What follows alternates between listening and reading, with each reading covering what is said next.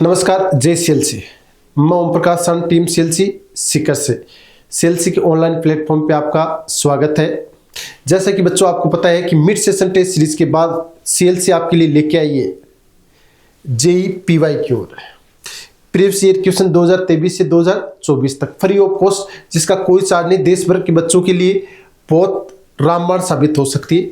इसमें हम क्या करेंगे, इसमें 2023 से 2024 के जितने भी क्वेश्चन है जेई मेन के, वो सब हम कॉन्सेप्ट वाइज आपको सोल्व करवाएंगे।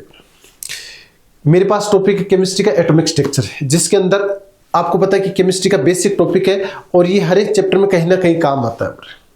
तो इस चैप्टर को हम डिटेल से कॉन्सेप्ट वाइज क्या करेंगे, रिवीजन करेंगे। तो आप देखना ना भूले। और ये सब पीवाईक्यू आप अगर देख के सोल्व कर लेते हो तो जेई का जो आपका रिपोर्ट कार्ड है, रिजल्ट है, उसमें काफी इंप्रूवमेंट आपको मिलेगा। हाँ, तो क्वेश्चन नंबर फर्स्ट करते हैं। क्वेश्चन क्या है, arrange the following orbital in decreasing order of energy. यानी ऑर्बिटल्स को डिक्रीजिंग ऑर्डर ऑफ एनर्जी में अपने को अरेंज करना है। और ऑर्बिटल्स की एनर्जी अपन n+l रूल के अकॉर्डिंग डिसाइड करते हैं। n+l रूल क्या है वो हम देखते हैं। n और l का एडिशन देखो, n+l, इसमें n+l की वैल्यू कितनी होगी 3, इसमें n+l की वैल्यू कितनी होगी 4, इसमें n+l की वैल्यू कितनी होगी 4, और इसमें n+l की वैल्यू कितनी होगी 5 होगी। तो जिसमें n+l की वैल्यू ज्यादा होगी उसकी एनर्जी ज्यादा होगी, ऐसा अबाउ ने बोला था। और ठीक है ना। तो सबसे ज्यादा एनर्जी किसकी होगी, डी की। तो देखो इस ऑप्शन में दो ऑप्शन आपके पास, सेकंड और फोर्थ। उसके बाद में आपको देखने बी और सी के अंदर, बी और सी में n+l की वैल्यू क्या है, सेम है। और अगर n+l की वैल्यू सेम है तो जिसमें n की वैल्यू कम होगी उसकी एनर्जी कम होगी, जिसमें n की वैल्यू ज्यादा होगी उसकी एनर्जी ज्यादा होगी। तो देखो इनमें n+l की वैल्यू सेम है, लेकिन n की वैल्यू 3 है, यहाँ पे n की वैल्यू 4 है। तो n की वैल्यू कम है तो उसकी एनर्जी कम होगी, n की वैल्यू ज्यादा है उसकी एनर्जी ज्यादा होगी। तो डी की एनर्जी सबसे ज्यादा होगी क्योंकि n+l का जो एडिशन है वो ज्यादा है। उसके बाद में बी और सी में n की वैल्यू ज्यादा किसकी है, सेकंड की, बी की, तो उसकी एनर्जी ज्यादा होगी। फिर सी की, और लास्ट में n+l की वैल्यू कितनी है 3, तो इसकी एनर्जी सबसे कम। तो ये आपके लिए करेक्ट ऑप्शन हो गया D B C, second option is correct. हाँ, क्वेश्चन नंबर सेकंड क्या है, the shortest wavelength of hydrogen atom in the Lyman series.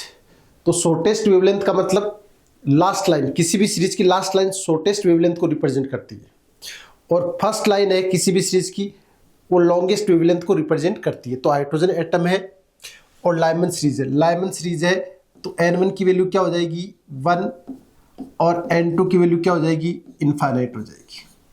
पहली चीज से ये आपके पास इंफॉर्मेशन आई। फिर पूछा था लॉन्गेस्ट वेवलेंथ ऑफ बामर सीरीज। हो रहा है तो बामर सीरीज के लिए n1 की वैल्यू क्या होगी 2, और n2 की वैल्यू कितनी हो जाएगी 3 हो जाएगी। बस ये इंफॉर्मेशन आपको पता होनी चाहिए। फिर आपस में अपन वेवलेंथ का फॉर्मूला क्या है, 1/λ=RH Rydberg constant into hydrogen Z², यानी कि हाइड्रोजन एटम के लिए एटॉमिक नंबर Z की वैल्यू कितनी होगी 1, तो 1 का स्क्वायर, 1/1 का स्क्वायर माइनस 1/∞ का स्क्वायर। तो 1/λ क्या हो जाएगा आपके पास RH, तो λ क्या हो जाएगा 1/RH हो जाएगा। ठीक है। आगे पूछे हीलियम प्लस आयन की बामर श्रेणी की सबसे लंबी तरंगदैर्ध्य। तो 1/ ये तो होगी किसकी, Lyman, 1/λ बामर RH into Z atomic number. तो यहाँ पे क्या आ गया आपके पास, हीलियम। हीलियम के लिए जेड कितना होता है 2 होता है, तो 2 का स्क्वायर 1/n1 का स्क्वायर, n1 की वैल्यू कितनी है 2, तो 1/2 का स्क्वायर माइनस 1/3 का स्क्वायर। इसको अपन सोल्व करेंगे तो RH इंटू कितना आ जाएगा 4, और इसका आप एलसीएम ले लो तो ये कितना आ जाएगा 5/36 और है, तो ये 9 टाइम्स जाएगा। तो 1/λ पामर इक्वल टू आपके पास आ जाएगा 5RH/9। तो लेमडा बामर कितना हो जाएगा आपके पास 9/5 5RH और 1/RH इक्वल टू क्या है, लेमडा, तो 9 लेमडा अपॉन 5। ये आपके पास क्या आ जाएगी, हीलियम प्लस आयन की बामर सीरीज की लॉन्गेस्ट वेवलेंथ आ जाएगी, यानी second option is correct. Next question की तरफ मूव करते हैं। क्वेश्चन नंबर 3 क्या है, लिथियम प्लस 2 आयन की जो सेकंड ऑर्बिट है उसकी रेडियस दे रखी है आपको x।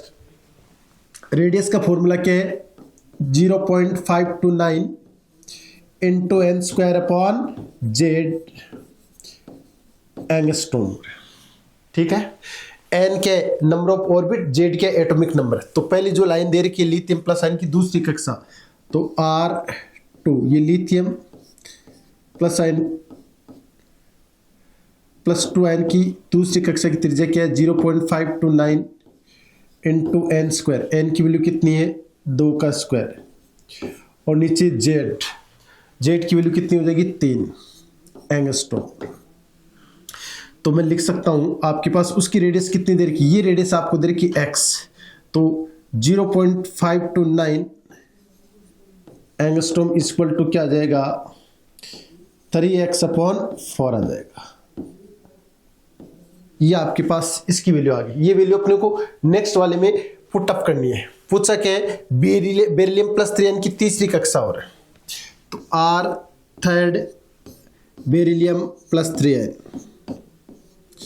इक्वल टू क्या हो जाएगा, 0.529 इंटू तीसरी कक्षा, तो 3 का स्क्वायर अपॉन जेड। बेरिलियम के लिए जेड की वैल्यू कितनी होगी, 4। इसकी जगह आप क्या पुट करोगे, जो आपने वो वहां से फाइंड आउट किए, यानी 3x upon 4।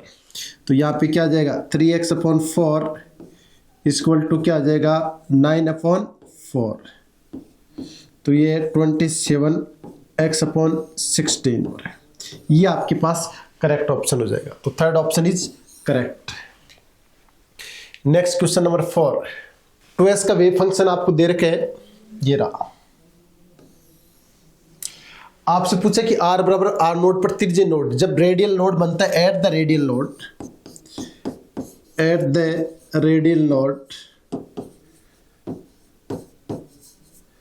Sign equal to 0, जहां पे साइन की वैल्यू क्या होगी, 0 होगी एट द रेडियल नोड पे।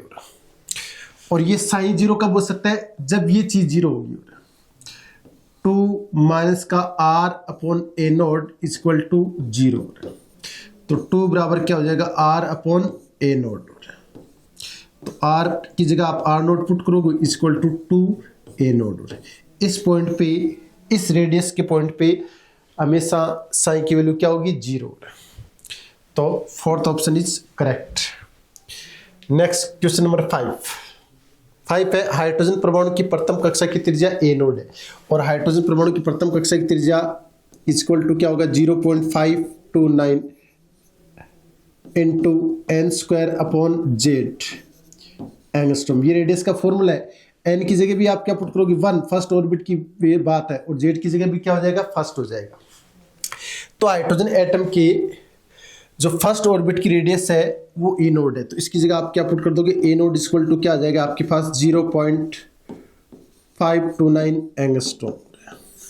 आपसे पूछा क्या है, थर्ड कक्षा में इलेक्ट्रॉन की डी ब्रोगली वेवलेंथ क्या होगी, तो 2 पाई आर इक्वल टू क्या हो जाएगा, एन की value 3, 2 pi are equal to n lambda. N क्या है, नंबर ऑफ ऑर्बिट या नंबर ऑफ वेव। यहाँ पे एन की जगह मैंने 3 पुट कर दिया।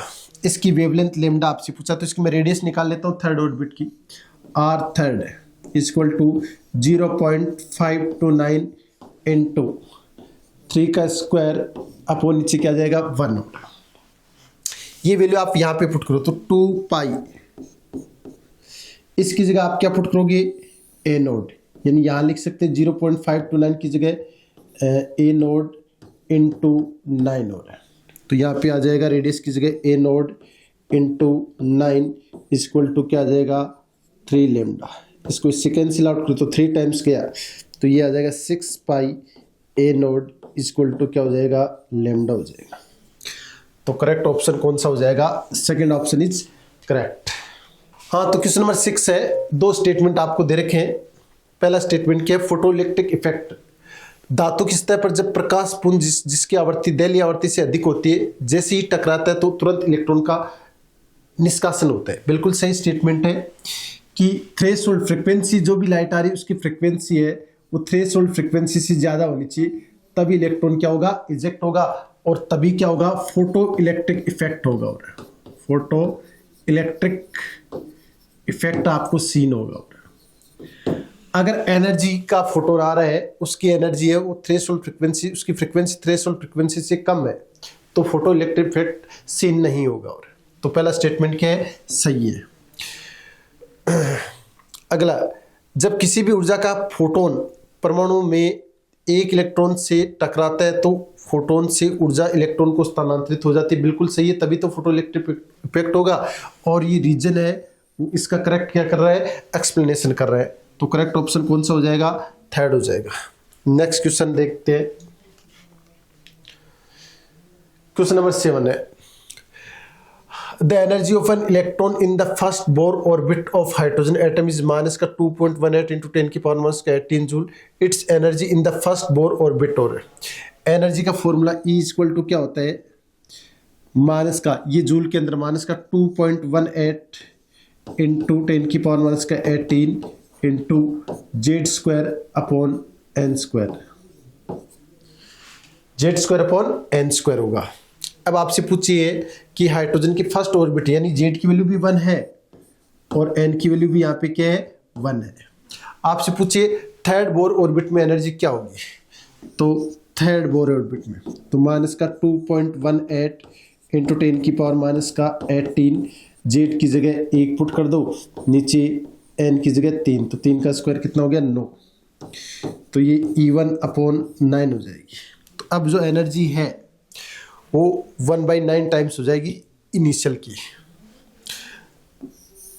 तो सेकंड ऑप्शन इज करेक्ट। और नेक्स्ट क्वेश्चन, हाँ क्वेश्चन नंबर 8 क्या है, according to the Bohr model hydrogen atom the angular momentum of electron in a given stationary state is quantised. यानी कि बोर मॉडल का एक पोस्टुलेट्स है कि न्यूक्लियस के चारों ओर इनफाइनाइट सर्कुलर पाथ होते हैं, लेकिन इलेक्ट्रॉन केवल उन्हीं सर्कुलर पाथ में रिवोल्यूशन करेगा जिसका एंगुलर मोमेंटम है वो क्या होगा, h/2π का क्या होगा, इंटीग्रल मल्टीपल होगा। n की वैल्यू क्या होगी, 1 2 3 4 इंटीजर नंबर में होगी, उन्हीं सर्कुलर पाथ में क्या करेगा, रिवोल्यूशन करेगा। n की वैल्यू अगर 1.5 है या 1.2 है या 3.2 है, उन सर्कुलर पाथ में रिवोल्यूशन नहीं करेगा। तो ये स्टेटमेंट बिल्कुल सही है। सेकंड स्टेटमेंट क्या है, बोर कक्षा में इलेक्ट्रॉन की संकल्पना हाइजेनबर्ग के अनिश्चितता सिद्धांत का पालन नहीं करती। बोर ने तो क्या कहा था कि इलेक्ट्रॉन न्यूक्लियस के चारों ओर सर्कुलर पाथ में रिवोल्यूशन करेगा, और उन्हीं सर्कुलर पाथ में रिवोल्यूशन करेगा जो h/2π का क्या होगा, एंगुलर मोमेंटम पूर्ण गुणज होगा। लेकिन हाइजेनबर्ग का अनिश्चितता का सिद्धांत तो क्या है कि इलेक्ट्रॉन नाभिक के चारों ओर वेव की तरह क्या करता है, रिवोल्यूशन करता है, जिसमें एग्जैक्ट मोमेंटम और एग्जैक्ट पोजीशन आप एट ए टाइम कैलकुलेट नहीं कर सकते। स्टेटमेंट दोनों सही है, ये भी सही है और ये भी सही है, और दोनों की राय क्या थी, अलग अलग थी। नेक्स्ट क्वेश्चन की तरफ मूव करते हैं। अगला क्वेश्चन हो रहा है, क्वेश्चन नंबर 9 क्या है, the orbitals having same energy are called degenerated orbitals. Degenerated orbitals क्या होते हैं, ऐसे ऑर्बिटल्स जिनकी एनर्जी क्या रहती है, सेम रहती है। बिल्कुल सही है। Second, in hydrogen atom 3p and 3d orbitals are not degenerated orbital. ये स्टेटमेंट क्या हो गया, गलत होगी। ये बिल्कुल सही है। डीजेनरेटेड ऑर्बिटल्स का मतलब एनर्जी सेम है। हाइड्रोजन एटम की मैं अगर बात करूंगा तो इसके लिए एनर्जी हम कैसे देखते हैं, क्योंकि ये सिंगल इलेक्ट्रॉन स्पीसीज है। क्या है, सिंगल इलेक्ट्रॉन स्पीसीज, और इनकी एनर्जी है वो हम अकॉर्डिंग टू बोर मॉडल से जो एनर्जी का फॉर्मूला है माइनस का 13.6 इंटू Z² अपॉन n²। तो इनकी जो एनर्जी है वो सिर्फ किस पे डिपेंड करती है, ओनली n के मान पे डिपेंड करती है। जिसमें n का मान कम होगा उसकी एनर्जी कम होगी, जिसके लिए n का मान ज्यादा होगा उसकी एनर्जी क्या होगी, ज्यादा होगी। ठीक है ना। तो 1s 2s 2p 3s 3p और 3d। और तो यहां पर n की वैल्यू l के मान पे डिपेंड नहीं करता। हाइड्रोजन एटम की जो एनर्जी वो केवल n के मान पे डिपेंड करेगी, l के मान पे डिपेंड नहीं करेगी। जबकि अब प्रिंसिपल के अनुसार जो ऑर्बिटल्स की एनर्जी वो n+l रूल पे डिपेंड करती है। ये आप ध्यान रखना इस चीज का। तो यहाँ पे n की वैल्यू 1 है तो इसकी एनर्जी कम होगी। इन दोनों में n की वैल्यू कितनी है? 2 है, n+l पे डिपेंड नहीं करेगी। n की वैल्यू 2 2 6 है तो इनकी एनर्जी क्या हो जाएगी? बराबर हो जाएगी। फिर 3s 3p और 3d इन तीनों की एनर्जी क्या होगी? बराबर होगी। और क्योंकि इनमें n की वैल्यू कितनी है? 3 है, तो इसको आप क्या कहोगे? डीजेनरेटेड ऑर्बिटल्स कहोगे। तो पहला स्टेटमेंट सही है, दूसरा स्टेटमेंट गलत है, यानी कि first option is correct. Next question number 10। और पोटेशियम के आउटमोस्ट ऑर्बिटल में उपस्थित जो इलेक्ट्रॉन्स है उनकी चारों क्वांटम संख्या बतानी। पोटेशियम का आप इलेक्ट्रॉनिक विन्यास लिखो तो पोटेशियम का इलेक्ट्रॉनिक विन्यास आर्गन 4s1।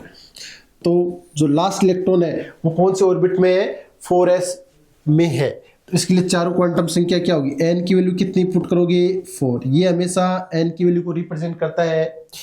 और l की वैल्यू क्या होगी? 0। s सब सेल के लिए l की वैल्यू 0 तो m की वैल्यू भी क्या होगी? 0। s की वैल्यू क्या होगी? प्लस माइनस का हाफ होगी। ठीक है ना? l का मान n के मान पे डिपेंड करता है। l का मान n के मान से 1 कम होगा। m का मान क्या होगा? m का मान -L2 + L होगा इंक्लूडिंग 0। तो देखो n की वैल्यू 4, l की वैल्यू 0, m की वैल्यू 0। करेक्ट ऑप्शन कौन सा हो गया? सेकंड हो गया। Next question, question number 11। 2 column है, कॉलम फर्स्ट और कॉलम सेकंड। एक में स्पेक्ट्रल लाइन है और दूसरे में इनकी स्पेक्ट्रल रीजन है। कौन से रीजन में? तो देखो लाइमन कौन सी में होती है? अल्ट्रावायलेट रीजन में। बामर कौन सी में होती है? विजिबल विजन में। इसका मतलब ए के अंदर सेकंड, ए में सेकंड, बी में ए में सेकंड, बी में फोर्थ। पासन और ये तो किस में रहेंगी? इंफ्रारेड में। ए में सेकंड, बी में फोर्थ। ऐसा ऑप्शन कौन सा दे रखा है? फर्स्ट ऑप्शन दे रखा है। नेक्स्ट क्वेश्चन नंबर 12 और आपसे पूछा है the correct set of 4 quantum number for the valence electron of rubidium. Rubidium में जो वैलेंस इलेक्ट्रॉन है उसमें जो इलेक्ट्रॉन है उसकी चारों क्वांटम संख्या आपको बतानी है। तो देखो हाइड्रोजन, लिथियम, सोडियम, पोटेशियम और रुबिडियम। इसमें इलेक्ट्रॉन किस में होता है? 1s1, इसमें 2s1, 3s1। आउटमोस्ट इलेक्ट्रॉन की बात करो 4s1 और इसमें 5s1। ऐसे लिख लेगा। पूरा इलेक्ट्रॉनिक विन्यास लिखने की आपको जरूरत है नहीं है। तो इसमें देखो n की वैल्यू कितनी होगी? 5, l की वैल्यू 0, m की वैल्यू 0, s की वैल्यू प्लस माइनस आप कुछ भी ले सकते हो। तो ये क्वांटम संख्या हो जाएंगी चारों। तो कौन सा ऑप्शन हो जाएगा? Third option is correct. Question number 13। 3p orbital के लिए रेडियल लोड आपको बताने। रेडियल लोड यानी लोड क्या होता है? न्यूक्लियस के चारों ओर वह स्पेस जहां पे इलेक्ट्रॉन के पाए जाने की प्रोबेबिलिटी क्या होती है? 0 होती है। तो रेडियल लोड का फॉर्मूला क्या है? n - l - 1। आपसे क्या पूछा है? 3p ऑर्बिटल के लिए। 3p के लिए n की वैल्यू कितनी होगी? 3, l की वैल्यू कितनी होगी? 1।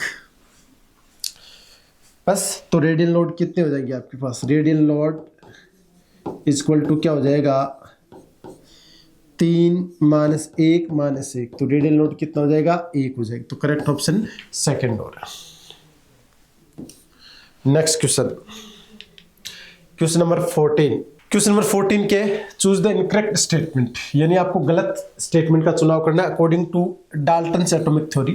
पहला है compound are form when atoms of different element combine in any ratio. Any ratio नहीं, यहाँ पे फिक्स रेशियो आएगा। जैसे हाइड्रोजन और ऑक्सीजन का एटम्स के एलिमेंट के एटम है और इनसे कंपाउंड बना H2। ठीक है ना? इसमें हाइड्रोजन और ऑक्सीजन के मास का रेशियो हमेशा क्या रहेगा? फिक्स रहेगा। और यहाँ पे हाइड्रोजन का 2 रेशियो कितना होगा 16 और सिंपलेस्ट रेशियो हमेशा क्या रहेगा 1:8 हो रहा है। तो मास का क्या रहेगा एक फिक्स रेशियो होगा। अगला है all the atom of a given element have identical properties including identical mass हो रहा है। तो किसी भी एलिमेंट के जितने भी एटम्स हैं उनका आइडेंटिकल मास होगा हो रहा है, ठीक है ना। अगला है ये स्टेटमेंट सही हो गया, matter consist of indivisible atoms हो रहा है, यानी पदार्थ अविभाज्य कणों से मिलकर बना हुआ है, ये भी स्टेटमेंट सही है। Chemical reaction involve reorganisation of atoms, कोई भी केमिकल रिएक्शन है जैसे ये N2+3H2 से अमोनिया का फॉर्मेशन होता है, तो एटम्स क्या करते हैं केमिकल रिएक्शन में पार्टिसिपेट करते हैं और इनका एक्सचेंज होता रहता है। नेक्स्ट क्वेश्चन की तरफ मूव करते हैं। तो इसमें इनकरेक्ट स्टेटमेंट कौन सा हो गया, फर्स्ट हो गया। नेक्स्ट डॉल्टन, सिर्फ इसी पे बेस्ड क्वेश्चन है। डॉल्टन्स के परमाणु सिद्धांत के अनुसार असत्य कथन कौन सा है। पहला है atom of different element different in mass है, यानी कि डिफरेंट एलिमेंट का डिफरेंट मास होगा, जैसे हाइड्रोजन के एटम का अलग होगा, ऑक्सीजन के एटम का अलग होगा, तो ये स्टेटमेंट क्या है सही है। अगला है matter consist of divisible atoms, ये अकॉर्डिंग टू डाल्टन्स एटम गलत है, क्योंकि डाल्टन्स ने बोला था कि एटम्स है वो इंडिविजिबल पार्टिकल्स है, उसको और ज्यादा आप डिवाइड नहीं कर सकते, तो ये गलत हो गया। अगला है compound are form when atom of different element combine in fix ratio, भी देखो डिस्कस किया था अपने लास्ट क्वेश्चन के अंदर, तो ये भी सही है। अगला all the atom of given element have different properties including mass हो रहा है, प्रॉपर्टीज इनकी क्या होंगी सेम होगी, क्योंकि एक ही एलिमेंट के एटम्स लगेंगे और मास भी क्या हो सकता है उनका अलग अलग हो सकता है। जैसे हाइड्रोजन एटम के 3 आइसोटोप्स है, 1H1 1H2 और 1H3, प्रोटियम ड्यूटेरियम और ट्राइट्रियम, तो इनका मास क्या है अलग अलग है, लेकिन एक ही एलिमेंट के क्या है एटम है, तो ये भी क्या हो गया गलत हो गया। केमिकल रिएक्शन इन्वॉल्व है रीऑर्गेनाइजेशन ऑफ एटम्स, किसी केमिकल रिएक्शन में एटम्स पार्टिसिपेट करते हैं और एक्सचेंज होते रहते हैं, तो करेक्ट इनकरेक्ट स्टेटमेंट पूछा है, तो बी और D only. Next question number 16 आपसे पूछा है compare the energy of following sets of quantum number of multi electron species. Multi electron species में जो एनर्जी हम निकालते हैं वो किस रूल के अकॉर्डिंग निकालते हैं, N+L रूल के अकॉर्डिंग निकालते हैं। तो देखो इसमें N+L का जो एडिशन है वो कितना होगा 5, इसमें कितना होगा 6, इसमें कितना होगा 4, इसमें कितना हो गया 5 और इसमें कितना हो गया 4। तो N+L की वैल्यू ज्यादा होगी तो उसकी एनर्जी ज्यादा होगी, तो B की एनर्जी सबसे ज्यादा होगी क्योंकि N+L की वैल्यू सबसे ज्यादा है। उसके बाद में देखो आप N+L का जो एडिशन है वो कितना है 5 है, तो फर्स्ट और फोर्थ में अपन चेक करते हैं, जिसमें N का मान ज्यादा होगा इसमें N+L की वैल्यू सेम है, तो जिसमें N का मान ज्यादा होगा उसकी एनर्जी ज्यादा होगी, जिसमें N का मान कम होगा उसकी एनर्जी ज्यादा होगी, मतलब कम होगी। तो इसमें B के बाद में क्या आ जाएगा A आ जाएगा, A के बाद में क्या आ जाएगा D आ जाएगा, BAD। उसके बाद में C और E में देखो आप, इसमें N+L की वैल्यू कितनी है 4 है, तो N की वैल्यू ज्यादा किसमें E में, तो E और लास्ट में क्या आ जाएगा B आ जाएगा, तो B उसके बाद में EDAB, BAD E और सॉरी C आएगा। ये ऑप्शन आपके सेकंड ऑप्शन इज करेक्ट हो रहा है। हाँ question number 17 column the match है, एक साइड एलिमेंट दे रखे हैं दूसरी साइड इनके इलेक्ट्रॉन कॉन्फ़िगरेशन दे रखे हैं। तो बच्चों आपको ग्रुप नंबर से पता कर सकते हो नाइट्रोजन फैमिली जो है उसका इलेक्ट्रॉन कॉन्फ़िगरेशन क्या है। तो nitrogen family 5th A group से बिलोंग करती है, तो आउटरमोस्ट सेल में कितने इलेक्ट्रॉन होने चाहिए 5 हो रहे, तो 5 कौन से में इसके अंदर है 5 वैलेंस इलेक्ट्रॉन। तो नाइट्रोजन फैमिली का इलेक्ट्रॉन कॉन्फ़िगरेशन है, नाइट्रोजन का इलेक्ट्रॉन कॉन्फ़िगरेशन ये हो जाएगा। उसके बाद में सल्फर का ऑक्सीजन फैमिली से बिलोंग करता है, तो आउटरमोस्ट सेल में 6 इलेक्ट्रॉन होने चाहिए, तो कुछ 6 इसके अंदर है, और सल्फर का इलेक्ट्रॉन कॉन्फ़िगरेशन भी यही हो जाएगा। ब्रोमीन है, आउटरमोस्ट सेल में कितने इलेक्ट्रॉन होने चाहिए 7 इलेक्ट्रॉन होने चाहिए, देखो ये 7 इलेक्ट्रॉन होगी। और यही ब्रोमीन का इलेक्ट्रॉन कॉन्फ़िगरेशन 35 एटॉमिक नंबर है, तो इलेक्ट्रॉन कॉन्फ़िगरेशन सबको लिखना आता ही है। उसके बाद में क्रिप्टॉन है, इनर्ट गैस है, इसका इलेक्ट्रॉन कॉन्फ़िगरेशन ये हो जाएगा। आउटमोस्ट शेल में कितने इलेक्ट्रॉन होंगे? 8 इलेक्ट्रॉन होंगे। तो देखो ए में कौन सा है? थर्ड, बी में सेकंड, ए में थर्ड, बी में सेकंड, सी में हो गया फर्स्ट और डी में हो गया फोर्थ। और ए में थर्ड, यानी थर्ड ऑप्शन इज करेक्ट। तो क्वेश्चन नंबर 18 देखो, एक साइड लिस्ट फर्स्ट में आपको एल्कली मेटल दे रखी है और यहाँ पे इनकी वेवलेंथ नैनोमीटर के अंदर दे रखी है, ठीक है ना। तो आपसे पूछा है कि करेक्ट ऑप्शन आपको सिलेक्ट करने हैं, यानी किसकी वेवलेंथ किस मेटल की ज्यादा होगी किसकी कम होगी, वो इसके कलर से अपन बता सकते हैं। लिथियम का है वो है क्रिम्सन रेड, और कलर सबको याद होने चाहिए कलर। सोडियम का है येलो, इसका है रेड वॉयलेट, और सीजियम का है ब्लू। और आपको पता है कलर्स के अंदर विबग्योर, इधर से इधर जाते हो तो क्या होता है? वेवलेंथ इंक्रीज होगी और एनर्जी क्या होगी? डिक्रीज होगी। तो ब्लू कलर की कलर में देखिए, ब्लू कलर की जो एनर्जी है वो क्या होगी? ज़्यादा होगी, तो उसकी वेवलेंथ क्या होगी? सॉरी, कम होगी। इसकी वेवलेंथ ब्लू की क्या होगी? कम होगी। तो ब्लू की वेवलेंथ सबसे कम होगी, डी के अंदर कौन सा होगा? सेकंड होगा। डी में सेकंड ये और ये है। उसके बाद में अपन देखिए सोडियम, सोडियम क्या कर रहा है? येलो कर रहा है। और येलो की वेवलेंथ क्या होगी? इससे थोड़ा सा ज़्यादा वाला डाटा कौन सा? इससे ज़्यादा वाला डाटा है बी में फर्स्ट हो रहा है, तो बी में फर्स्ट हो जाएगा और डी में फोर्थ हो जाएगा।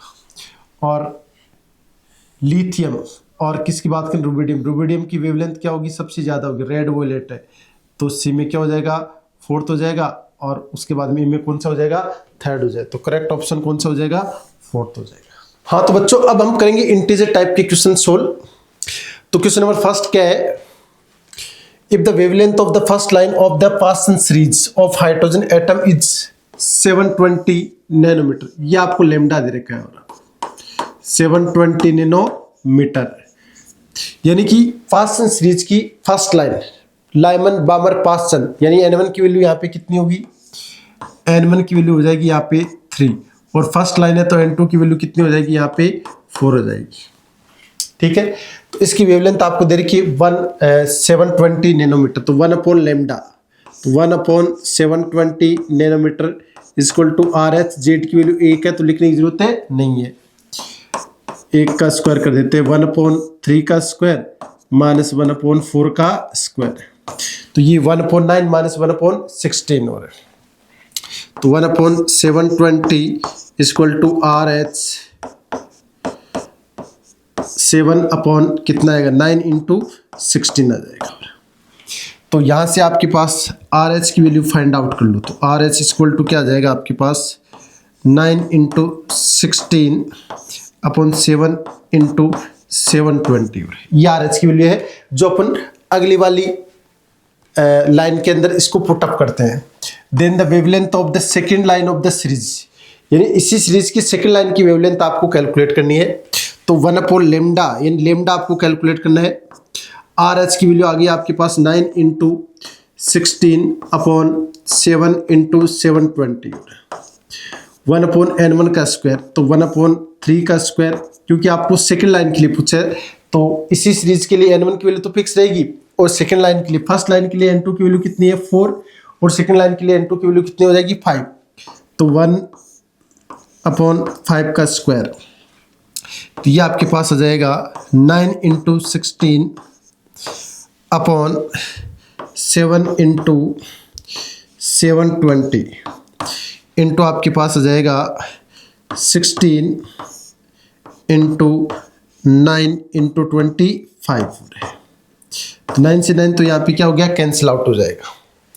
तो लेमडा इक्वल टू क्या आ जाएगा? तो लेमडा इक्वल टू आ जाएगा आपके पास ये 1 लेमडा इक्वल टू दिस, तो लेमडा इक्वल टू क्या आएगा? 7 × 720 × 25 और नीचे 16 × 16। इसको सोल्व आउट करोगे तो आपके पास कितना आएगा? 492 नैनोमीटर। तो पासन सीरीज की सेकेंड लाइन की जो वेवलेंथ है वो 492 नैनोमीटर आएगी। आपको पता है कि किसी भी सीरीज की फर्स्ट लाइन की वेवलेंथ हमेशा ज़्यादा होती है। फर्स्ट लाइन की वेवलेंथ कितनी होगी? 720 नैनोमीटर, और सेकंड लाइन की वेवलेंथ कितनी होगी 492 नैनोमीटर। हाँ, तो क्वेश्चन नंबर सेकंड देखते हैं अपन। The number of given orbital which have electron density along the axis.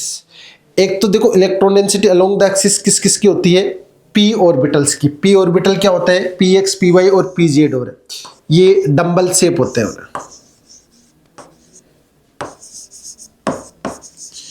इन तीनों ऑर्बिटल्स क्या होते हैं, अलोंग द एक्सिस होते हैं। जैसे पी एक्स की बात करें तो इसमें लॉब्स क्या होती है, अलोंग द एक्सिस होती है।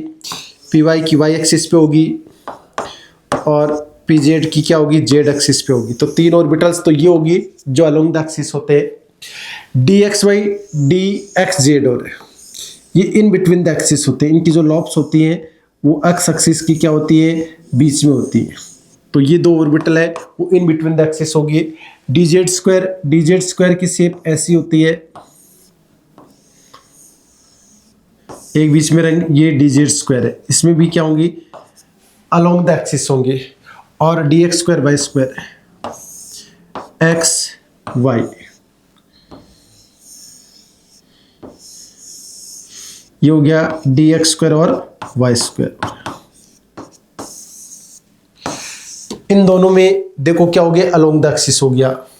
तो दो तो ये ऑर्बिटल्स होगी, तीन ही होगी, दो और तीन टोटल कितने ऑर्बिटल्स हो गए, 5, जो क्या होती है अलोंग द एक्सिस ऑर्बिटल्स होते हैं। तो नेक्स्ट क्वेश्चन नंबर 3 देखते हैं। क्वेश्चन में क्या है, following figure show spectrum of an ideal black body radiation at 4 different temperature. 4 अलग अलग टेम्परेचर आपको दे रखे हैं।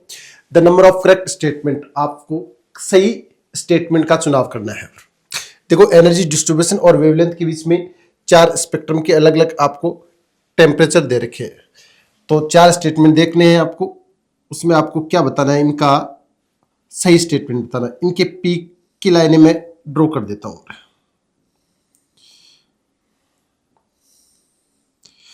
तो ये हो गया इस λ1 इस टेम्परेचर पे, ये λ2, ये λ3 और λ4। तो आपको पता है λ4 सबसे ज्यादा है और λ1 सबसे कम है। और टेम्परेचर और वेवलेंथ के बीच में ये रिलेशन होता है जो सबको पता है।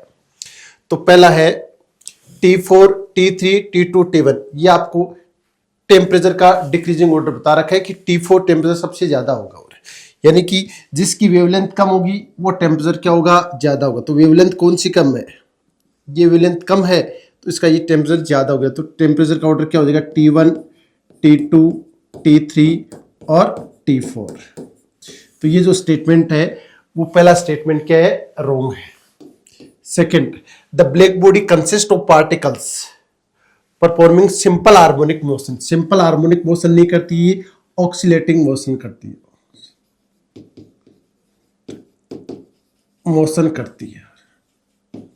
तो दूसरा क्या हो गया, गलत हो गया भी। थर्ड है the peak of spectrum, the peak of spectrum shift to shorter wavelength. Shorter wavelength की तरफ क्या हो रहा है, शिफ्ट हो रहा है as temperature increase. Temperature increase हो रहा है तो पी किधर जा रहा है, λ1 पर T1 है, यहाँ पे T2, यहाँ पे T3 और λ4 पे T4 है। तो देखो वेवलेंथ इधर क्या हो रही है, डिक्रीज हो रही है, और टेम्परेचर क्या हो रहा है, इंक्रीज हो रहा है। बिल्कुल सही बात है। और तो तापमान बढ़ाने पर उच्चतम बिंदु पर स्पेक्ट्रम कम तरंगदैर्ध्य की ओर विस्थापित होता है। ये स्टेटमेंट बिल्कुल सही है। थर्ड, हर एक मैक्सिमम पर टेम्परेचर और जो फ्रिक्वेंसी है उसका रेशियो हमेशा क्या रहेगा, कांस्टेंट रहेगा।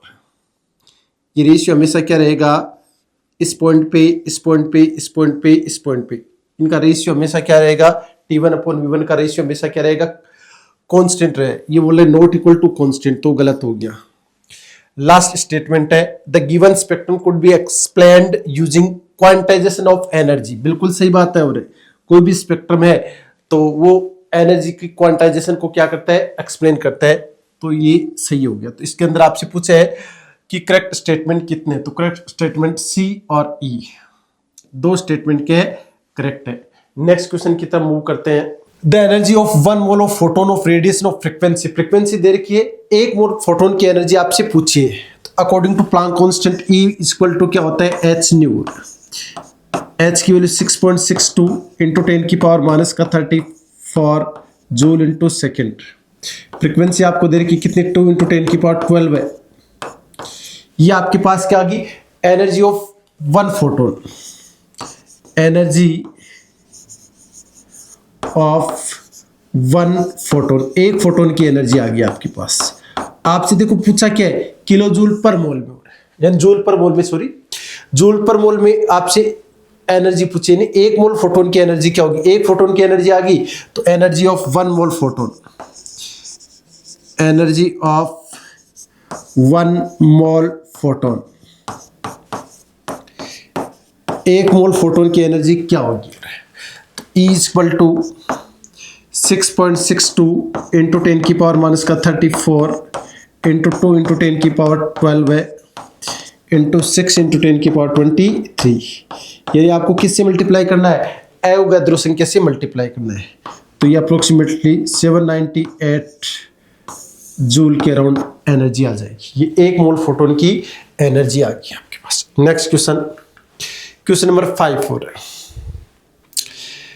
5 नंबर क्वेश्चन क्या, assume that the radius of the first Bohr orbit of hydrogen atom, radius का फॉर्मूला R = क्या होगा 0.529 इंटू n² एंगस्ट्रॉम।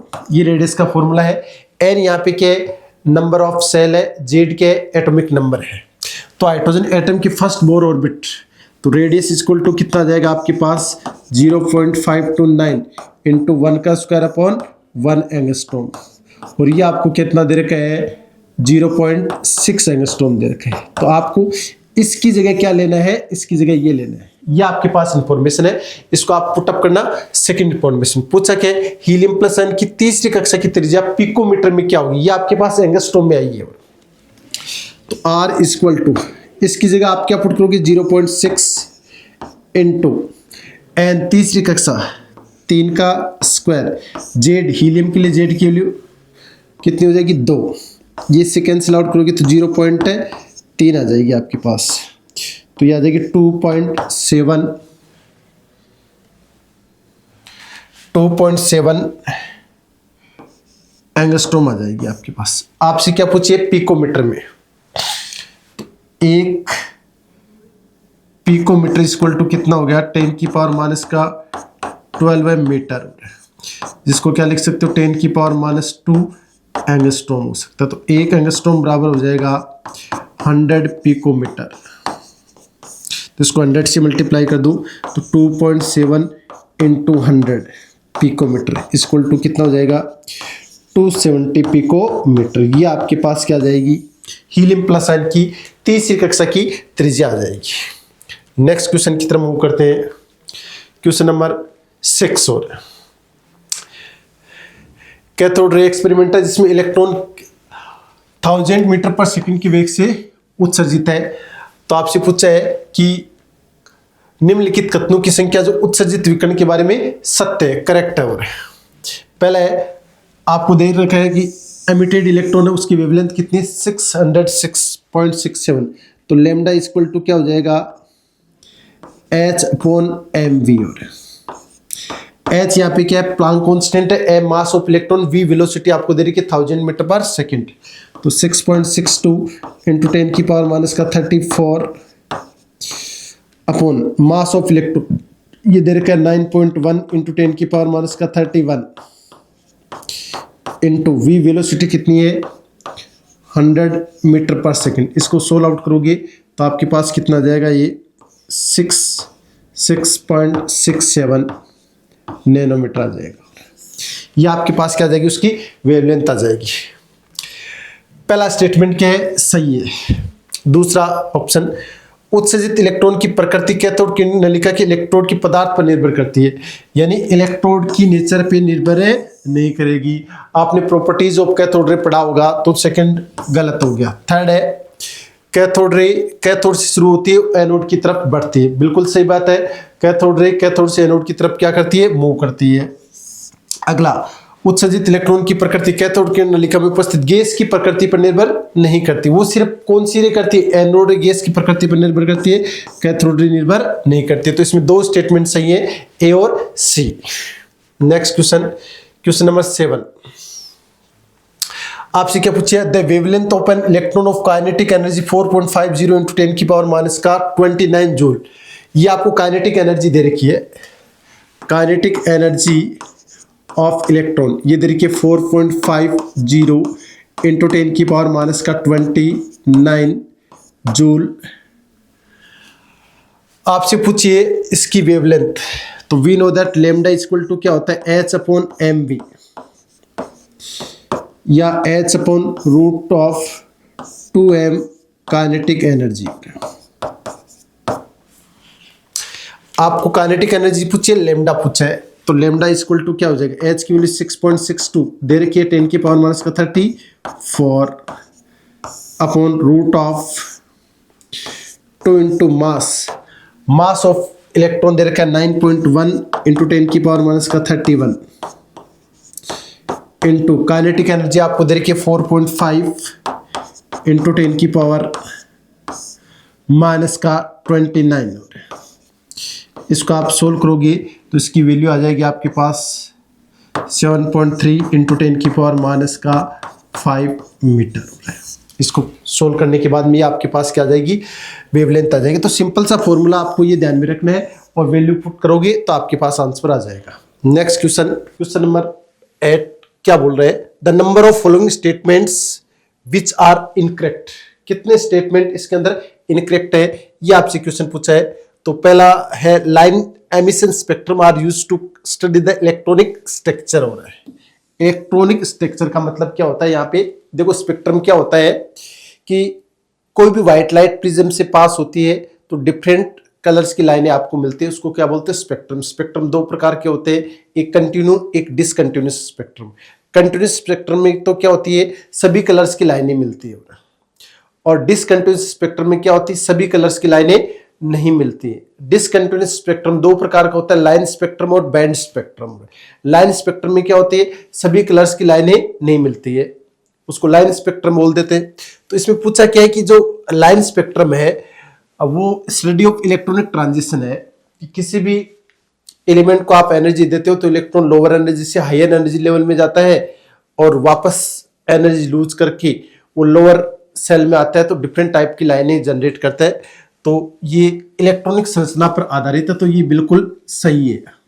सेकेंड है the emission spectrum of atom in the gas phase show a continuous spread of wavelength from red to violet। और ये continuous की जगह discontinuous spectrum होता है, यानी कि असतत। ये क्या होता है, असतत होता है, इसलिए क्या हो गया, गलत हो गया। An absorption spectrum is like the photographic negative of an emission spectrum। यानी कि absorption और emission spectrum है वो अवशोषण स्पेक्ट्रम उत्सर्जन स्पेक्ट्रम के फोटोग्राफिक नेगेटिव की तरह व्यवहार करता है, ये बिल्कुल सही है। फर्स्ट सही हो गया। The element helium was discovered in the sun by spectroscopic method, ये भी बिल्कुल सही है। तो इसमें इनकरेक्ट स्टेटमेंट कितना हो गया, इनकरेक्ट स्टेटमेंट 1 हो गया। कौन सा स्टेटमेंट है, बी है, वो इनकरेक्ट है। आपसे पूछे निम्न परमाणु कक्षकों में से 5 त्रिज्यीय नोड है, 5 रेडियल नोड। आपसे पूछा the number of atomic orbital from the following having 5 radial node. ये जो ऑर्बिटल्स देख के किसमें रेडियल नोड की संख्या 5 है, तो नंबर ऑफ रेडियल नोड आप कैसे निकालते हो, नंबर ऑफ रेडियल नोड ये होंगे n माइनस l माइनस का 1। इससे आप क्या निकालोगे, रेडियल नोड निकालोगे। तो देखो पहले में 7s में रेडियल नोड कितने होंगे, तो 7s ऑर्बिटल में n की वैल्यू तो कितनी है 7 और l की वैल्यू कितनी होगी, s सब सेल के लिए 0। तो यहाँ पे रेडियल नोड कितने होंगे, number of radial node equal to 7 minus का 0 माइनस का 1, तो रेडियल नोड कितने होगी, 6 होगी। दूसरा है 7p, तो यहाँ पे n की वैल्यू 7, l की वैल्यू कितनी हो जाएगी 1, तो यहाँ पे नंबर ऑफ रेडियल नोड कितने हो जाएंगे, 7 माइनस का 1 माइनस का 1 इक्वल टू कितना हो जाएगा 5, तो रेडियल नोड कितने हो गए 5। नेक्स्ट है 6s और 6s, तो n की वैल्यू कितनी हो जाएगी 6 और l की वैल्यू कितनी हो जाएगी 0, तो नंबर ऑफ रेडियल नोड कितना हो जाएगा 6 माइनस 0 माइनस का 1 कितना हो जाएगा 5 और। अगला 8p, एन की वैल्यू कितनी हो जाएगी 8 और पी के लिए एल की वैल्यू कितनी हो जाएगी 1 हो रहा है। तो नंबर ऑफ रेडियल नोड कितने हो जाएंगी 8 माइनस का 1 इक्वल टू कितना हो जाएगा 6 हो रहा है। एट डी इसमें एन की वैल्यू कितनी हो जाएगी 8 और एल की वैल्यू कितनी हो जाएगी 2। तो number of radial node equal to कितना हो जाएगा 8 माइनस 2 माइनस का 1 इक्वल टू 5। तो रेडियल नोड 5 किस किस में है, रेडियल नोड 5 है आपके पास सेकंड में, थर्ड में और फिफ्थ में। और तो 5 रेडियल नोड रखने वाले ऑर्बिटल्स की संख्या यहाँ पे कितनी है 3 और हाँ। तो क्वेश्चन नंबर 10 है value of work function for a few metals are given below. Metals दे रखे हैं और उनके वर्क फंक्शन दे रखे हैं। तो आपसे पूछा है the number of metals which will show photoelectric effect when light of wavelength 400 nanometer fall on it is जोर। 400 नैनोमीटर की वेवलेंथ अगर आप पड़ती है तो कौन से में फोटो इलेक्ट्रिक इफेक्ट शो होगा। तो एनर्जी निकाल लेते हैं, एनर्जी ऑफ फोटोन। जिस लाइट का फोटोन पड़ रहा है उसकी वेवलेंथ आपको दे रखी, तो एनर्जी इक्वल टू क्या हो जाएगा एच अपॉन लैम्डा हो रहा है। ई बराबर इसकी वैल्यू हो जाएगी 6.62 इंटू 10 की पावर माइनस का 34। वेलोसिटी ऑफ लाइट कितना हो जाएगा 3 इंटू 10 की पावर 8 मीटर पर सेकेंड और लैम्डा आपको दे रखा है 400 नैनोमीटर। तो 400 इंटू 10 की पावर माइनस का 9 मीटर आ जाएगा। ये आपके पास जूल में आएगा। जूल को किस में कन्वर्ट करना पड़ेगा इलेक्ट्रॉन वोल्ट में, क्योंकि वर्क फंक्शन आपको किस में दे रखा है इलेक्ट्रॉन वोल्ट में दे रखा है। तो इस जूल को इलेक्ट्रॉन वोल्ट में, एक इलेक्ट्रॉन वोल्ट इक्वल टू कितना होता है 1.6 इंटू 10 की पावर माइनस का 19 जूल हो रहा है। तो आपको क्या करना पड़ेगा यहाँ डिवाइड, जूल की जगह क्या पुट करना पड़ेगा 1.6 इंटू 10 की पावर माइनस का 19। ये अब क्या आ जाएगा आपके पास इलेक्ट्रॉन वोल्ट आ जाएगा। तो यहाँ इसको सोल्व करोगे तो आपके पास वैल्यू कितनी आएगी 3.1 इलेक्ट्रॉन वोल्ट है। यानी जो फोटोन आ रहा है उसकी एनर्जी कितनी है 3.1 इलेक्ट्रॉन वोल्ट है। तो इससे जिसका वर्क फंक्शन कम है वो फोटो इलेक्ट्रिक इफेक्ट क्या करेंगे शो करेंगे, और इस ज़्यादा है वो फोटो इलेक्ट्रिक इफेक्ट शो नहीं करेंगे। तो इसके अंदर फोटो इलेक्ट्रिक इफेक्ट एक तो लिथियम शो करेगी, एक सोडियम करेगी, एक पोटेशियम करेगी। ये तीनों मेटल्स हैं वो फोटो इलेक्ट्रिक इफेक्ट शो नहीं करेंगे। तो विद्युत प्रभाव प्रदर्शित करने वाली मेटल्स कितनी है इसके अंदर 3 है। नेक्स्ट क्वेश्चन की तरफ मूव करते हैं। Question number 11 the orbitals angular momentum of an electron in 3s orbital. 3s orbital है, इसमें n की वैल्यू 3 है, l की वैल्यू क्या है 0 है। और ऑर्बिटल एंगुलर मोमेंटम का फॉर्मूला सबको याद होगा, orbital angular momentum term equal to root l plus 1 h upon 2 pi. अब आपको 3s के लिए ऑर्बिटल एंगुलर मोमेंटम दे रखे x h अपॉन 2 पाई, लेकिन l की वैल्यू 0 है। तो यहाँ पे आप 0 पुट करोगे तो पूरा का पूरा क्या आ जाएगा 0 आ जाएगा। तो x का मान क्या होगा यहाँ पे 0 0 हो जाएगा। नेक्स्ट क्वेश्चन की तरफ मूव करते हैं। क्वेश्चन नंबर 12 हो रहा है the electron in the nth orbital of lithium is excited to n+1 orbital using the radiation of energy। ये आपको एनर्जी दे रखी है, वैल्यू ऑफ n की वैल्यू पूछी है आपसे। तो देखो इस एनर्जी का फोटोन आके इस पे गिर रहा है। तो आपसे पूछा है कि इस n का मान कितना होगा। तो दो एनर्जी लेवल के बीच में एनर्जी का जो डिफरेंस हम निकालते हैं डेल्टा E इक्वल टू 13.6, वो तो इलेक्ट्रॉन वोल्ट में आएगा, यानी जूल में क्या आएगा 2.18 इंटू 10 की पावर माइनस का 18 into Z square 1 upon n1 का स्क्वायर माइनस का 1 अपॉन n2 का स्क्वायर। ये आपके पास किस में आ जाएगा जूल के अंदर आ जाएगा, सॉरी। और ये एनर्जी आपको दे रखी है कितनी है 1.47 इंटू 10 की पावर माइनस का 17 इक्वल टू 2.18 इंटू 10 की पावर माइनस का 18। जेड की वैल्यू क्या आ जाएगी हीलियम के लिए, लिथियम के लिए जेड की वैल्यू कितनी हो जाएगी 3। तो यहाँ पे क्या आ जाएगा 3 का स्क्वायर माइनस 1/n का स्क्वायर, यानी कि n से किस में जा रहा है n+1 में जा रहा है, तो n1 की वैल्यू n हो जाएगी माइनस n2 की वैल्यू 1/n+1 का स्क्वायर हो रहा है। इसको आप सोल्व करोगे तो इसकी वैल्यू आपके पास आएगी 3/4 हो रहा है। इसको नीचे ला के इसको सोल्व करोगे 3/4 इक्वल टू क्या हो जाएगा 1/n का स्क्वायर माइनस 1/n+1 का स्क्वायर हो रहा है। तो इसको आप सोल्व करोगे तो यहाँ से n की वैल्यू आपके पास कितनी आ जाएगी, n की वैल्यू आ जाएगी 1, यानी n1 की वैल्यू 1 और n2 की वैल्यू क्या आ जाएगी 2। ये पुट करोगे तो आपके पास क्या आ जाएगा 3/4 आ जाएगा। तो इसकी वैल्यू तो कितनी है 1 है और इसकी वैल्यू कितनी है 2 है। तो यहाँ पे n का मान कितना आ जाएगा आपके पास 1 आ जाएगा। हाँ, तो क्वेश्चन नंबर 13 के the number of incorrect statement about the black body from the following, यानी ब्लैक बॉडी के बारे में आपको अच्छे से इंफॉर्मेशन होनी चाहिए। 4 थ्योरेटिकल क्वेश्चन पूछे, तो थ्योरेटिकल क्वेश्चन के लिए आप एनसीईआरटी जरूर पढ़े हो। चारों स्टेटमेंट एनसीईआरटी से एज इट इज उठाए गए हैं। पहला स्टेटमेंट पढ़ते हैं अपन, एमिट और absorb energy in the form of electromagnetic radiation, यानी कि कोई भी रेडिएशन है उसमें एनर्जी एमिट भी हो सकती है और एब्जॉर्ब भी हो सकती है इलेक्ट्रोमैग्नेटिक रेडिएशन की फॉर्म में। तो ये स्टेटमेंट क्या हो गया, सही हो गया। दूसरा है frequency distribution of the emitted radiation depends on temperature, frequency और टेम्परेचर एक दूसरे पे क्या करती है, डिपेंड करती हैं। तो ये स्टेटमेंट भी क्या हो गया, सही हो गया। थर्ड स्टेटमेंट है at a given temperature intensity versus frequency, तो अपन इंटेंसिटी वर्सेस फ्रीक्वेंसी का ग्राफ प्लॉट करते हैं। इंटेंसिटी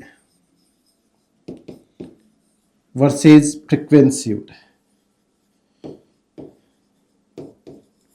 का ग्राफ प्लॉट करते हैं। तो अलग अलग स्पेक्ट्रम है, इसका टेम्परेचर में मान लेता हूँ T1 है और ये इसका टेम्परेचर क्या हो गया T2 हो गया। यहाँ पे फ्रीक्वेंसी है, इस टेम्परेचर पे फ्रीक्वेंसी है और इस टेम्परेचर पे फ्रीक्वेंसी है और ये फ्रीक्वेंसी होगी। तो थर्ड स्टेटमेंट क्या है, at a given temperature intensity versus frequency, intensity और फ्रीक्वेंसी के बीच में ग्राफ प्लॉट कर दिया। कर्व है pass through a maximum value, बिल्कुल सही बात है, मैक्सिमम वैल्यू को पास करता है स्पेक्ट्रम, ये भी सही हो गया। D the maximum of the intensity, intensity की जो मैक्सिमम वैल्यू है यानी इसका जो उच्चतम है, the maximum of the intensity versus frequency curve है at a higher frequency at higher temperature. देखो टेम्परेचर ज्यादा है तो उसकी फ्रीक्वेंसी भी ज्यादा होगी, T2 ग्रेटर देन T1, तो यहाँ पे फ्रीक्वेंसी ज्यादा है, यहाँ पे फ्रीक्वेंसी कम है compare to the at lower temperature. ये स्टेटमेंट भी क्या है, सही है। तो इसमें चारों स्टेटमेंट सही है, तो इनकरेक्ट स्टेटमेंट यहाँ पे क्या हो जाएगा, 0 हो जाएगा। The maximum number of orbitals which can be identified n बराबर 4 m बराबर 0। आपसे ऑर्बिटल्स का नंबर पूछा है, n इक्वल टू 4 है तो l की वैल्यू क्या हो जाएगी 0, l की वैल्यू 1, l की वैल्यू 2, l की वैल्यू 3। यानी कि l का जो मान है वो n के मान पे डिपेंड करता है और l के मान 0 to n-1 तक होंगे, तो 0 से लेके 3 तक होगी। l की वैल्यू 0 है तो m की वैल्यू भी क्या होगी 0 होगी, l की वैल्यू 1 है तो m की वैल्यू भी क्या हो जाएगी -1, 0, +1। l की वैल्यू 2 है तो m की वैल्यू क्या हो जाएगी -2, -1, 0, +1 और +2। l की वैल्यू 3 है तो m की वैल्यू क्या हो जाएगी -3, -2, -1, 0, +1, +2 और +3।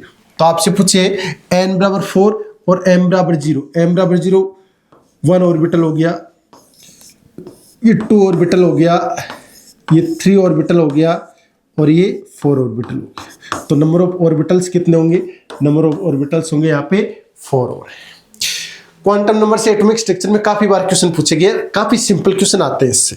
Next question, question number 15, the de Broglie wavelength of an electron for hydrogen atom in the 4th orbit हो रहा है, यानी यहाँ पे n की वैल्यू कितनी पूछी है, दे रखी है आपको 4 और आपको जो वेवलेंथ है वो पाई a नोड की फॉर्म में पूछी है। a नोड क्या है, बोर रेडियस हो रहा है, तो 2 pi r according to Bohr model 2 pi are equal to क्या हो जाएगा एन लेमडा। एन क्या है, नंबर ऑफ ऑर्बिट हो रहा है। रेडियस में निकाल लेता हूँ, radius equal to 0.529 into N square upon Z. R equal to 0.529 into N की वैल्यू कितनी दे रखी है 4 का स्क्वायर, और जेड हाइड्रोजन के लिए कितना हो जाएगा 1 हो जाएगा।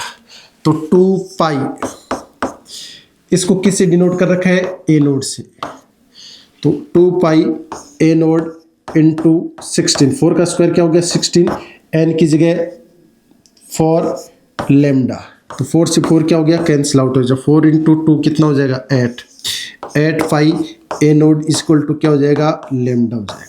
ये आपके पास वेवलेंथ आएगी। तो बताओ यहाँ पे क्या आने वाला है इंटीजर में, तो यहाँ पे क्या आ जाएगा 8 आएगा। नेक्स्ट क्वेश्चन की तरफ मूव करते हैं। The value of Rydberg constant is this, the velocity of electron having mass 9.1 into 10 की पावर माइनस का 31 kilogram in Bohr first orbit of hydrogen atom. तो वेलोसिटी ऑफ इलेक्ट्रॉन का फॉर्मूला क्या है 2.18 into 10 की power 6 into Z upon N meter पर second होता है। जेड की वैल्यू आपको पता है कितनी होती है हाइड्रोजन एटम के लिए, जेड की वैल्यू 1, और फर्स्ट ऑर्बिटल के लिए एन की वैल्यू भी क्या हो जाएगी 1। तो वेलोसिटी आपके पास क्या आ जाएगी 1 अपॉन 1, 1 हो गया 2.18 इंटू 10 की पावर 6, जिसको अपन इस फॉर्मेट में पुट करें तो क्या आ जाएगा 21.8 इंटू 10 की पावर 5 मीटर सेकेंड इनवर्स। और इसको अपन इंटीजर नंबर में, नियरेस्ट इंटीजर नंबर में वैल्यू पुट करेंगे तो 22 आ जाएगी। तो इसका करेक्ट आंसर कितना हो जाएगा 22 हो जाएगा। एक आसान सा क्वेश्चन हो रहा है। Next question number 17, in an atom total number of electron having quantum number n equal to 4 और m इक्वल टू है -1 और +1। मॉडुलस का मतलब क्या हो गया -1 और +1, और s की वैल्यू है ओनली -1/2 हो रहा है। तो n की वैल्यू 4 है, तो l की वैल्यू आपको पता है 0 भी हो सकती है, l की वैल्यू 1 भी हो सकती है, l की वैल्यू 2 भी हो सकती है, l की वैल्यू 3 भी हो सकती है, लेकिन l की वैल्यू 4 नहीं हो सकती। n और l कभी बराबर नहीं हो सकती। l बराबर 0 है तो m बराबर भी 0 होगा, l बराबर 1 है तो m बराबर क्या हो जाएगा -1 +1 0, l बराबर 2 है तो m बराबर क्या हो जाएगा -2 -1 +1 +2 और 0। l बराबर 3 है तो m बराबर क्या हो जाएगा -3 -2 -1 0 +1 +2 और +3। लेकिन हमें तो कौन से ऑर्बिटल लेने, m बराबर -1 और +1, तो कितने ऑर्बिटल होगी 1 2 3 4 5 और 6 ऑर्बिटल होगी। तो 6 ऑर्बिटल में इलेक्ट्रॉन कितने होते हैं, एक ऑर्बिटल में 2 इलेक्ट्रॉन, तो 6 ऑर्बिटल में 6 ऑर्बिटल हो गए। जितने m की वैल्यू होती है उतने ऑर्बिटल होते हैं। तो m की वैल्यू अपने को क्या लेनी -1 और +1, तो -1 और +1 की वैल्यू कितनी होगी 6, तो 6 ऑर्बिटल। एक ऑर्बिटल में कितने इलेक्ट्रॉन होते हैं, एक ऑर्बिटल में होते हैं 2 इलेक्ट्रॉन। एक के लिए स्पिन क्वांटम संख्या +12, तो दूसरे के लिए क्या होगी -12 होगी। तो 6 ऑर्बिटल तो कितने इलेक्ट्रॉन होगी 12 इलेक्ट्रॉन होगी। लेकिन आपको क्या लेना है, सिर्फ -12 हो रहा है, +12 आपको नहीं लेना है। तो कितने इलेक्ट्रॉन हो जाएंगे 6 इलेक्ट्रॉन हो जाएंगे। तो करेक्ट आंसर आपके पास क्या आ जाएंगे 6 इलेक्ट्रॉन हो जाएंगे, क्योंकि m बराबर आपको सिर्फ कौन सा लेना है -12 लेना है। तो यहाँ पे आंसर कितना आ जाएगा आपके पास 6 आ जाएगा। Next question, question number 18, frequency of the de Broglie wave of electron in Bohr first orbit of hydrogen atom. Hydrogen atom के फर्स्ट बोर ऑर्बिट में आपको क्या कैलकुलेट करनी है, wavelength calculate, sorry frequency calculate करनी है। ठीक है, तो फ्रीक्वेंसी इक्वल टू क्या होता है c अपॉन लेमडा। c क्या है वेलोसिटी ऑफ लाइट, तो v अपॉन लेमडा भी अपन कर सकती है, क्या है v वेलोसिटी। और आपको पता है कि प्रथम बोर कक्षा के अंदर उसकी एनर्जी कितनी होती है, तो जो टोटल एनर्जी होती है वो होती है -2.18 इंटू 10 की power -18 into Z square upon N square. ये किस में आ जाएगी आपके पास, जूल में हो रहा है, ठीक है ना। और काइनेटिक एनर्जी क्या होगी, टोटल एनर्जी है तो काइनेटिक एनर्जी क्या होगी 2.18 इंटू 10 की पावर माइनस का 18 जूल। जेड की वैल्यू 1, एन की वैल्यू 1, तो टोटल एनर्जी ये हो जाएगी, तो काइनेटिक एनर्जी ये हो जाएगी, साइन ही चेंज होता है। और काइनेटिक एनर्जी इक्वल टू क्या होता है, half M V square. Half M V square equal to क्या हो जाएगा 2.18 इंटू 10 की पावर माइनस का 18 हो रहा है। तो M V square equal to क्या हो जाएगा 4.36 इंटू 10 की पावर माइनस का 18 हो रहा है। ये एम वी स्क्वायर की वैल्यू जो अपने काम आएगी। लेमडा इक्वल टू क्या होता है, एच अपॉन एम वी होता है। आपसे क्या पूछिए फ्रिक्वेंसी, तो वी से ऊपर नीचे मल्टीप्लाई कर दो तो वी, और नीचे वी से मल्टीप्लाई करोगे तो वी स्क्वायर हो जाएगा। तो मैं लिख सकता हूँ M V square equal to क्या हो जाएगा एच वी अपॉन लेमडा। इसको आप क्या लिख सकते हो, इसको आप फ्रिक्वेंसी लिख सकते हो। तो फ्रिक्वेंसी इक्वल टू क्या हो जाएगा आपके पास M V square upon H हो रहा है। एम वी स्क्वायर की वैल्यू कितनी होगी 4.36 इंटू 10 की पावर माइनस का 18, और प्लांक कांस्टेंट एच की वैल्यू आपके पास हो जाएगी 6.62 इंटू 10 की पावर माइनस का 34। इसको सोल्व करोगे तो इसकी वैल्यू आपके पास आ जाएगी 661 इंटू 10 की पावर 13 हेड्स या फिर सेकेंड इनवर्स। तो यहाँ पे वैल्यू आएगी आपके पास 661 हो रहा है, ठीक है। Next question, question number 19, for hydrogen atom energy of an electron in first excited state. Hydrogen atom है, उसकी जो एनर्जी है वो फर्स्ट एक्साइटेड स्टेट में कितनी है, माइनस का 3.4 इलेक्ट्रॉन वोल्ट हो रहा है। आगे पूछे kinetic energy of same electron of hydrogen atom. इसकी काइनेटिक एनर्जी क्या होगी वो आपको दे रखी x, तो आपको पता है टोटल एनर्जी है तो काइनेटिक एनर्जी में साइन ही चेंज करना आपको, तो कितनी हो जाएगी 3.4 इलेक्ट्रॉन वोल्ट। और kinetic energy x electron volt, तो x का मान आपसे पूछा है इसके अंदर, तो इसको मैं लिख सकता हूँ 34 इंटू 10 की पावर माइनस का 1 इलेक्ट्रॉन वोल्ट। तो x की वैल्यू आपके पास कितनी आ जाएगी 34 आ जाएगी। तो यहाँ पे आंसर कितना आएगा 34। नेक्स्ट क्वेश्चन की तरफ मूव करते हैं, क्वेश्चन नंबर 20। एक काल्पनिक इलेक्ट्रोमैग्नेटिक वेव आपको दिखाई दे रही है जिसके अंदर इसकी वैल्यू आपको दे रही है। लेमडा क्या होती है, दो नियरेस्ट क्लस्टर के बीच के डिस्टेंस। तो इसको आप 4 पार्टों में डिवाइड कर सकते हो,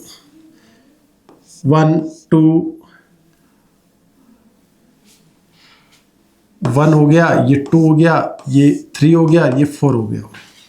तो 4 पार्टों में डिवाइड करोगी तो लेमडा हो गया, लेमडा बाई 4। इसकी वैल्यू क्या दे रखी है, लेमडा बाई 4 वैल्यू दे रखी है ना। ये वैल्यू आपको दे रखी है ना। तो लेमडा बाई 4 इक्वल टू कितना हो जाएगा 1.5 एंगस्ट्रॉम, सॉरी पिकोमीटर दे रखा है। तो लेमडा इक्वल टू कितना हो जाएगा 6 पिकोमीटर हो जाएगा। ये आपके पास वेवलेंथ आ गई। आपसे क्या पूछे फ्रीक्वेंसी, तो फ्रीक्वेंसी इक्वल टू क्या होता है c upon lambda.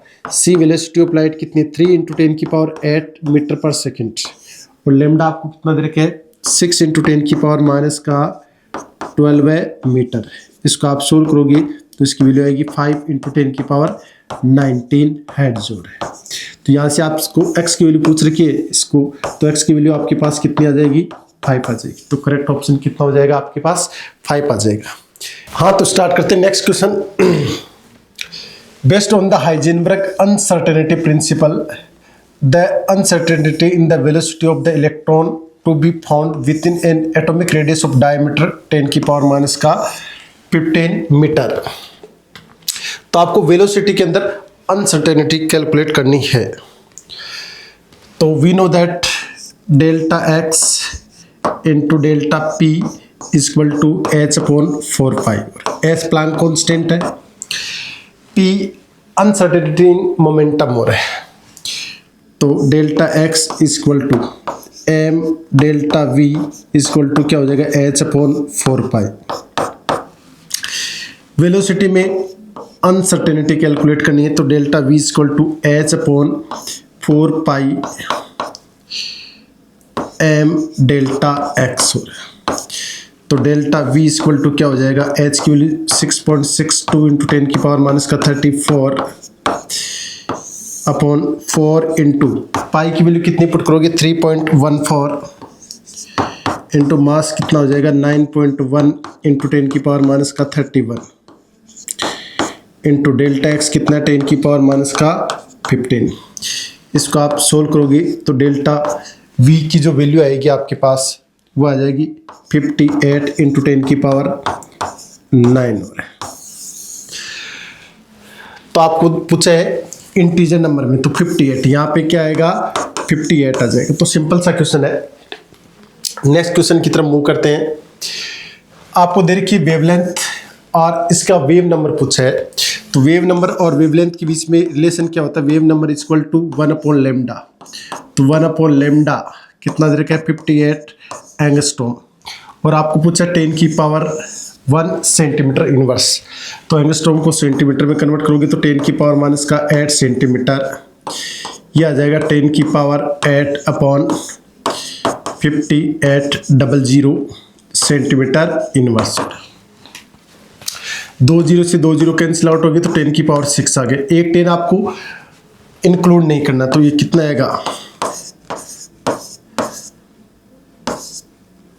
Upon 58 into 10 centimetre inverse होगा।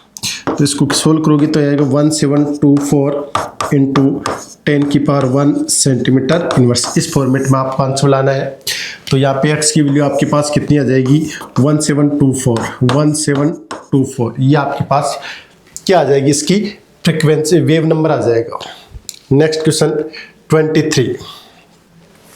हीलियम प्लस का कोई स्पेक्ट्रम है जिसमें इलेक्ट्रॉन 5वीं उत्तेजित अवस्था यानी कि जो सेल है n है वो किसके बराबर होगा, एक्साइटेड स्टेट +1 हो रहा है। तो 5+1 यानी कि n2 की वैल्यू कितनी होगी 6 होगी प्रथम उत्तेजित अवस्था। तो n1 की वैल्यू कितनी हो जाएगी, प्रथम उत्तेजित अवस्था यानी n1 की वैल्यू कितनी हो जाएगी 2। यानी कि एनर्जी लेवल एक्साइटेड स्टेट से क्या होता है, एक ज़्यादा होता है। तो आपसे पूछा क्या है, प्राप्त स्पेक्ट्रमी रेखाओं की संख्या पूछे तो number of lines, number of lines का फॉर्मूला क्या है n2 माइनस का n1 प्लस 1/2। n2 की वैल्यू 6, n1 की वैल्यू 2, 6 माइनस 2 प्लस 1/2 है। इसको सोल्व करोगे तो आपके पास क्या आएगा 4 × 5/2, तो ये आपके पास 10 आ जाएगा। तो नंबर ऑफ स्पेक्ट्रमी रेखाओं की संख्या कितनी आ जाएगी आपके पास 10 आ जाएगी। Next question, the energy of sodium in kilojoule per mole में आपको निकालनी है ionization energy if electromagnetic radiation wavelength आपको लेमडा दे रखा है 242 नैनोमीटर। ठीक है, तो आप इलेक्ट्रॉन वोल्ट पर एटम में एनर्जी निकाल लो तो E बराबर क्या हो जाएगा hc/λ, ये तो जूल के अंदर आ जाएगा। और इलेक्ट्रॉन वोल्ट में अगर आपको एनर्जी निकालनी है तो 1240 अपॉन कितना आएगा 242। लेमडा मैंने पुट कर दिया, यानी इलेक्ट्रॉन वोल्ट के अंदर आपको अगर एनर्जी निकालनी है तो 1240 के अंदर आप डिवाइड करोगे लेमडा जो आपको दे रखा है, ये मैंने पुट कर दिया। तो ये आएगा approximately 5.12 electron volt per atom हो रहा है। आपसे क्या पूछे, किलो जूल पर मोल में पूछे, तो 1 electron volt per atom equal to होता है 96.5 किलो जूल पर मोल हो रहा है। तो इसको किससे मल्टीप्लाई करोगे, इलेक्ट्रॉन वोल्ट पर एटम को किस में कन्वर्ट करना है किलो जूल पर मोल में, तो इसको मल्टीप्लाई करोगे आप 5.12 इंटू 96.5, इससे मल्टीप्लाई करोगे तो अप्रोक्सीमेटली आएगा 494 किलो जूल पर मोल हो रहा है। तो ये आपके पास क्या आ जाएगी, आयोनाइजेशन एनर्जी आएगी 494 किलो जूल पर मोल हो रहा है। नेक्स्ट क्वेश्चन की तरफ मूव करते हैं।